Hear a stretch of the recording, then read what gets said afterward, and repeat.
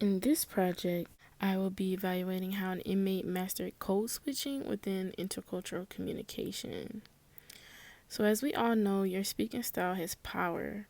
If you're able to be easily understood, it will always be easier for you to be taken seriously, considered, respected, and supported. So, how does your choice of dialect affect the way people see, treat, and understand you? In this video, I will compare two dialects and talk about whether they were successful or not in the legal setting.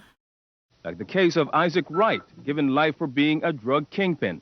Last month, a judge ordered him retried because Bissell coerced witnesses against him.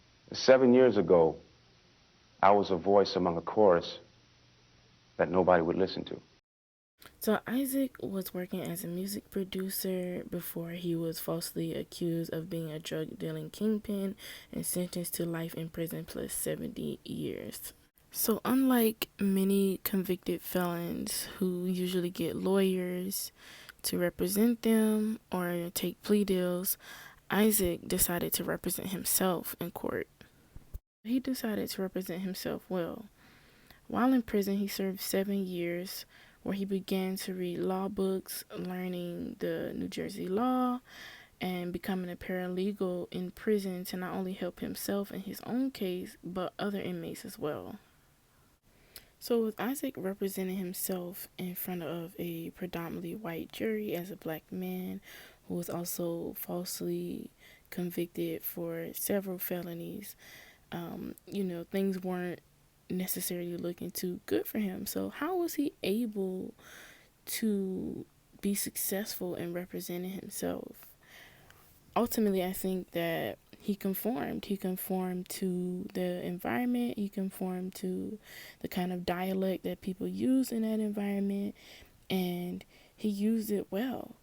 And this ultimately led to him being able and successful in getting himself exonerated. He went from being a music producer to a falsely convicted felon to successfully representing himself in court. He was a master at code switching. Isaac Wright was supposed to spend the rest of his life behind bars, but he left the Somerset County Jail taking with him all the work that helped get him out. Wright calls this day bittersweet. Bitter because it's 7 years coming, and sweet because it's the first step at liberty. So in class, we read the article Racism and Linguistics in the Law by Jamie Slagle. And in this article, it talked about how the star witness in Trayvon Martin's case was not well understood by the people in power, by the jury, by the judge. Although in this case with Isaac Wright Jr., he was well understood by the jury, by the judge, and by the prosecutors, which ultimately led him to be believable and to be successful. In the article Beyond Difference and Domination, Intercultural Communication in Legal Contexts, written by Diana Eads, she says the exercise of power through the manipulation of language is central. Isaac understood this, and he used this to his benefit. Along with using the standard English dialect and educating himself on the law, I believe all of these factors, including him being innocent, contributed to his exoneration. If you look at this natural progression that I was talking about, I literally made the impossible possible. I got into a system that I knew nothing about, and I learned it better than the people that was running it for decades. Mm-hmm. And in learning it, I turned it against itself to right the wrong that was done, not only to myself, but to other people. So this is Ronnie O'Neill III. He was a black male on trial accused of murder. I decided to use his case to compare it to Isaac Wright Jr.'s because I believe that Ronnie's extremely opposite speaking skills, speaking strategies, dialect, ultimately led to his demise along with several other factors. If you think I'm here to play around with y'all, God damn it, I'm not. All right, Mr. O'Neill, please stop using swearing language. So in the article A Meeting of the Minds by Rachel Weisler, she says having negative ideologies about a particular group of people, especially a minoritized group, influences linguistic prediction and perceptions. So being that black men and black people in general typically hasn't always had the best experience in the legal setting. You usually see a lot of people representing themselves or being represented dial back, change the way they speak, conform to the legal environment, and just code switch, act differently. Now, Ronnie may have been code switching to some extent, but from what we have seen traditionally in the legal settings is the complete opposite from what he presented. He's not guilty to the charges of premeditated murder.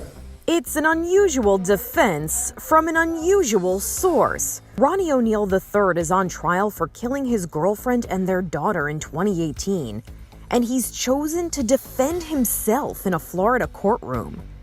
He seemed to take many people, including the judge, off guard by shouting his opening statement to the jury. And the evidence is going to show. In the class lesson Intercultural Communication in Institutions Education, we talked about the use of the African American vernacular English dialect compared to standard English dialect. The AAVE dialect has more of a negative connotation attached to it, while the standard English dialect seemed to be more respected and mainstream. Although both dialects were encouraged as both being valid, the AAVE dialect still seems to be deemed negative. In my research, Ronnie O'Neal uses more of the AAVE dialect, while Isaac Wright uses the standard English dialect. I believe in the courtroom, the use of standard English dialect is the kind of dialect that the majority uses. So Ronnie O'Neal's flamboyant approach, the use of the AAVE dialect, the accusations against him, and his other ostentatious antics, I believe, ultimately led to his demise.